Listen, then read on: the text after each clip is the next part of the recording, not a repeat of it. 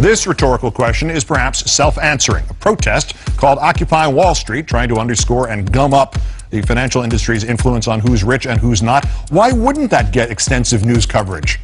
In our third story, after 5 straight days of sit-ins, marches, and shouting, and some arrests, actual North American newspaper coverage of this, even by those who have thought it farce or failure, has been limited to one blurb in a free newspaper in Manhattan and a column in the Toronto Star. It started Saturday when about 1,000 people marched into New York's financial district to express their anger over how the financial system treats the majority of Americans, what they call the 99%ers, and to draw attention to the misdeeds of Wall Street. They have been confronted with an ever-increasing police presence, which is blocking certain streets and attempting to keep protesters away from the stock exchange itself. While the protesters are peaceful, tensions are beginning to rise. According to the group's own website, 7 protesters were arrested yesterday, with 4 more being arrested today. The police have resorted to using a 166-year-old law which bans the wearing of masks in a gathering of 2 or more people, except at masquerade parties. Simple solution to that crap. Call those protests outdoor masquerade parties. While the majority of the media is ignoring the public uprising, it is not going completely unnoticed. Take, for instance, Yahoo, which blocked any email containing the group's website with the message, "Suspicious activity has been detected on your account." Yahoo later acknowledged the error, tweeting, "We apologize for blocking OccupyWallStreet.org. It was not intentional and caught by our spam filters. It is resolved. It may be a residual delay." Joining me now is a veteran of many residual delays, Will Bunch, senior writer for the Philadelphia Daily News and author of The Backlash, the right-wing radicals, high-def hucksters, and paranoid politics in the age of Obama. Good evening, my friend. Hey, Keith. It's great to see you again. And mine. My pleasure. Before the blackout questions, who are these protesters? Are they unemployed new graduates or disenthralled Wall Streeters? Who we got out there? Well, there was a great line in The Guardian, which of course is a British publication, so they're actually covering it there. They quoted one of the people calling themselves the underemployed and the overeducated. And it's been promoted on Twitter and Facebook, but especially Twitter, not unlike the protests we saw in the Arab Spring overseas. I mean, it's very similar in that regard. Short-term goal is what? Obviously, they're not going for the same thing they were going for in Tahrir Square. I think the short-term goal, well, I think like in Tahrir Square, I think people showed up there because they were just unhappy with the regime, and I think that's what's happening here too. I think when you talk to people, mainly they're just frustrated, they're angry, many of them are unemployed or that they can't make it in this economy. They're the part of the 99%ers, but they're the part that are dealing with unemployment and things like that. And I think that's been a problem. I think for the protest, I mean, I think they can and should refine their goals, and perhaps they will over time if they can keep it going. But right now, I think it's just a sign of the deep unrest and anxiety that a lot of people are feeling in this country. Well, apparently they're not going to be able to refine their goals based on reading bad reviews in the movie or protest critics of the New York Times.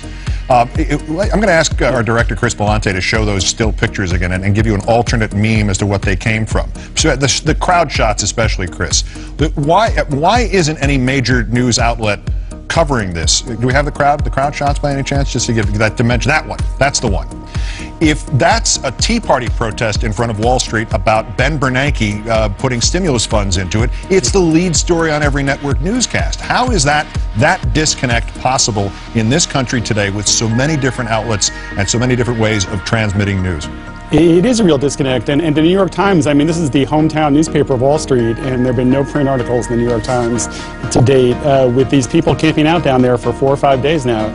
It's crazy. And I think 3 things are going on. I think one, I think the word disconnect that you used is a very good word, because I think a lot of people in newsrooms still are not in touch with the real pain and the real suffering of 25 million Americans who are unemployed and underemployed, and the struggle to make ends meet there. So I think there's that.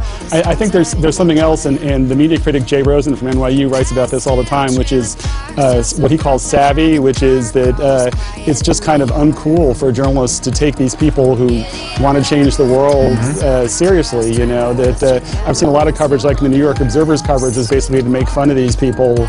Oh, these are the guys with the mask we saw a couple years ago, weren't they? And to kind of put it down and not really try and get at the bottom of what's going on here. And there's that. And as far as the Tea Party, Keith, you and I both know that newsrooms overreact to conservative carping. They've been doing it since the days of Spiro Agnew. By the way, New York Observer, piece of crap. But all right, but moving on to the last question, but just an observation. They don't really fit into this explanation. Right. But is it possible that because those people don't look like mainstream newspapers or television networks viewers or readers, that they aren't old ladies with purple wigs or purple dyed hair, and they aren't seemingly, typical middle Americans, that they're in New York, is that what the suspicion is? Because you're not going to be able to sell that videotape or story about that protest to your audience? Well, I thought it was funny that the biggest story in the New York Times during the 5 days of the protest, the biggest local story has been the demise of Ray's Pizza, and so it is kind of like the gray lady selling nostalgia to its gray-haired readers, and I think there is an element of that, and maybe the fact that the Tea Party protesters were people who, like a lot of us survivors in newsrooms, are in our 50s. Maybe the fact that they look like them, I think maybe that had something to do with it. I mean, I think there was also kind of a man bites dog thing about the Tea Parties, that conservatives are protesting, whereas they write off protests on the left, that they should not. You'd think at least it would have made it into the traffic reports.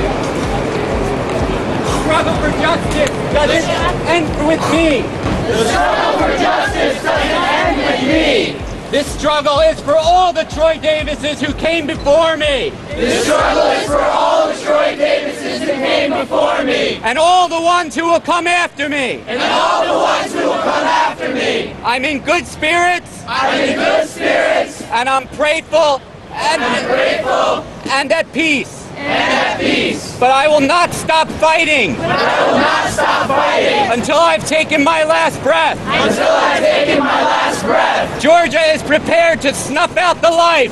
Georgia is prepared to snuff out the life. Of an innocent man. Of an innocent man. Want to start with that?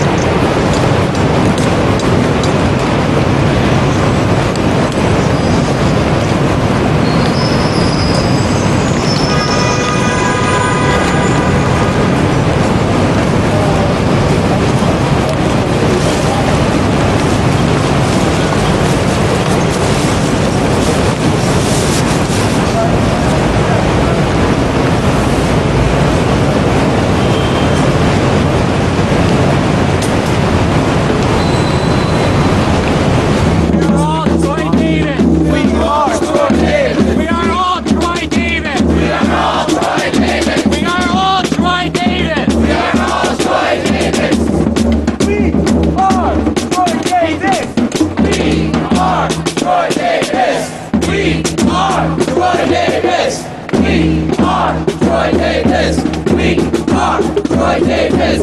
We are Troy Davis.